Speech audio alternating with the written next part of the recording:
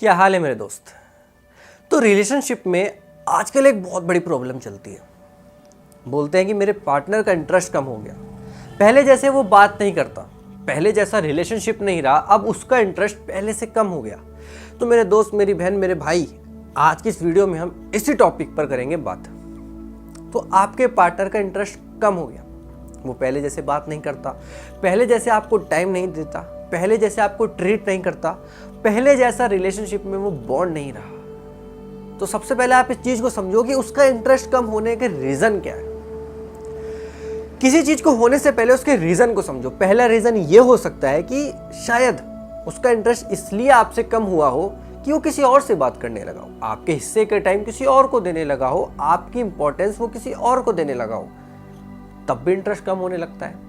आपसे बात नहीं करता, किसी और के साथ बात करता है, उसमें इंटरेस्ट लेने लगा है, उससे बातें शेयर करने लगा है, तो इंटरेस्ट आपसे कम होना बनता है। सेकंड रीजन हो सकता है कि आप उसको टाइम नहीं दे रहे हो, आप उससे वो बात नहीं कर रहे हो, आप उससे लड़ रहे हो, आप उससे झगड़ रहे हो, आप उसकी बातों को नहीं मानते, आप उसको नहीं समझते, आप उसकी बातों की वैल्यू नहीं करते, तो भी इंटरेस्ट सामने वाले का कम हो सकता है। क्यों? क्योंकि आप उसको नहीं समझते, उसकी बातों को नहीं समझ रहे हो, तो भी सामने वाले का इंटरेस्ट कम होना बनता है, क्योंकि आप उसको समझने की कोशिश ही नहीं कर रहे हो। समझ रहे हो?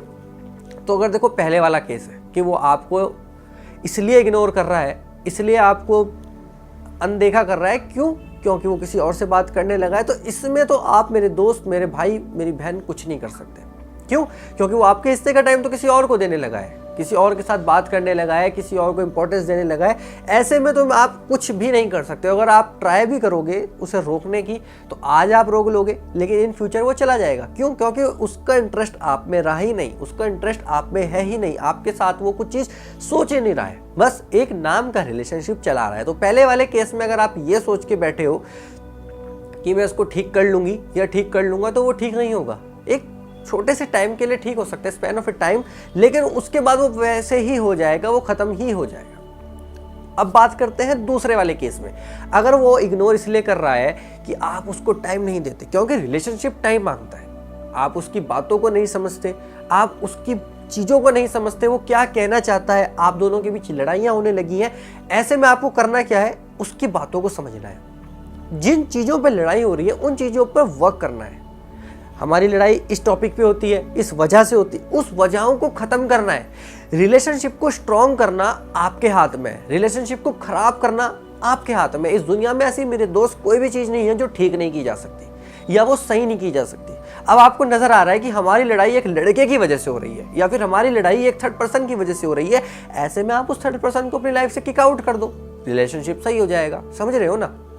वो पहले जैसे आपसे बात करने लगेगा। तो एज इट इज, अगर आप चाहते हो अपने रिलेशनशिप को सही करना, तो आप पहले अपनी उन चीज़ों को सॉर्ट आउट करो कि लड़ाई का वजह क्या है, क्यों ये मुझे इग्नोर करता है, क्यों मेरे को ये समझता नहीं है, क्यों पहले जैसी बॉन्डिंग नहीं है। कोई ना कोई तो रीज़न रहा होगा, ऐसा तो नहीं है कि कोई रीज़न ही नहीं है। पहले वाला रीज़न है तो आप कुछ नहीं कर सकते, लेकिन रीज़न कोई और है, कोई थर्ड पर्सन है, या फिर कोई बात है, या फिर कोई और कुछ भी चीज़ है। तो उन चीज़ों पर अगर आप वर्क करते हो तो 101% रिलेशनशिप पहले जैसे स्मूथली रन करने लगेगा, इंटरेस्ट पहले जैसा आ जाएगा। ऐसे में आप अपनी वैल्यू भी इंक्रीज कर लोगे। जब आप रिलेशनशिप पे वर्क करोगे तो ये भी उस सामने वाला देखेगा कि रिलेशनशिप में एफर्ट्स दे रही है, ये रिलेशनशिप में एफर्ट्स दे रहा है। समझ रहे हो मेरे दोस्त? तो आप उन चीज़ों पे फोकस करो जिन चीज़ों को आपको ठीक करने की आवश्यकता है, उन चीज़ों को ठीक करने की ज़रूरत है। जब आप उन चीज़ों पर वर्क करोगे, उन चीज़ों को समझोगे कि लड़ाई का मेन सोर्स क्या है, लड़ाई होने का मेन रीज़न क्या है, तो ऑटोमेटिक सब कुछ ठीक हो जाएगा, इंटरेस्ट पहले जैसा लौट आएगा। समझ रहे हो मेरी बात को? बाकी मेरे दोस्त, इस वीडियो में सिर्फ इतना ही। मिलता हूँ अगली वीडियो में, तब तक नमस्कार, जय हिंद और वंदे मातरम।